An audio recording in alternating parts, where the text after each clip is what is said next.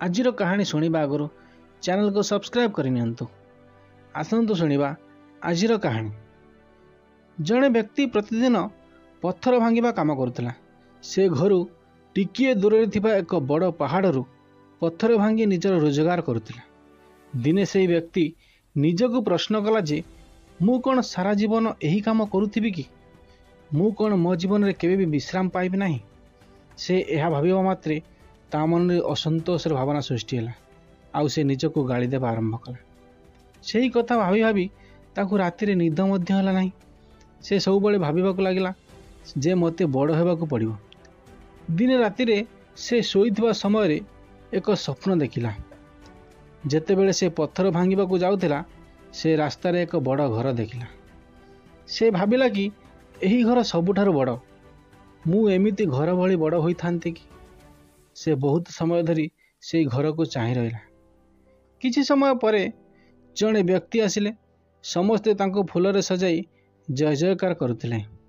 सेई व्यक्ति जड़े राजनेता थिले।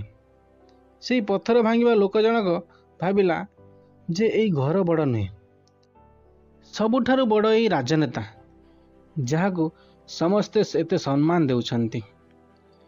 वर्तमान पत्थर भांगुथिबा व्यक्ति जनक भाविबाकू लागिला कि से जड़े राजनेता होइथांता कि।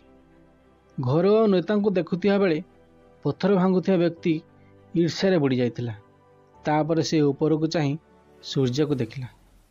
तापर से भाविला कि एई सूर्य सबुठारु बड़, जहा एते उच्चर थाई मध्य समस्त को उज्जवल आलोक प्रदान करुछि। वर्तमान से भाविला मु सूर्य भली बड़ होइथांते कि। से जेतेबेले सूर्य को देखुथिला सेतेबेले एक कलाहांडिया मेघ आसी सूर्य को ढांकीदेला। पुणी से भाविला जे मेघ होउछि सबुठारु बड़, जहा कि एते बड़ सूर्य को ढांकीदेला। लोकटी मेघ को चाहि रहिला। जेतेबेले एक पवन आसी मेघ को भसाई नहीं गला, पत्थर भांगुथिबा व्यक्ति आश्चर्य हो गला। पवनर बेग मेघ को उड़ाई नहीं गला। लोकटी भाविला मु पवन हेबा उचित, कारण पवन सबुठारु शक्तिशाली। पत्थर भांगुथिबा व्यक्ति यह चिंता करुथिला बेले पवन एक पहाड़ को धक्का दे दिग बदलाई देला। लोकटी भाविला मु गोटे पहाड़ हो जाती कि। तापर देखिला कि जड़े लोक आसिला आउ हातोड़ी रे पहाड़ को खंड खंड करी भांगीदेला।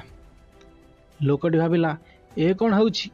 एपरि एक विराट पहाड़ जहाँ प्रबल पवन को तार पथ बदलाइबा को बाध्य कला, जड़े सामान्य लोक यह भांगीदेला। लोकटी बारंबार चिंता करुथिला, ना यह संभव नुहे। यह पर लोकटीर निद भांगीगला। लोकटी कहिला मु पत्थर परी बड़ होई भांगी जिया पई चाहुनी। मु जेमिति अछि सेमिति ठीक अछि। ठीक सही परी आमे अन्य मानक देखि बहुत ईर्ष्या करू। सेमानंक परी बड़ हेबाकू चाहू, किंतु भगवान आमको जेमिति रखिचंती सेतिकि आमे खुशी हेबा कथा। उचित समय आसिले से आमको सबू देबे। केवल निज पाखरे एबे जहा अछि ताकू नै संतुष्ट हेबाकू पड़िबो।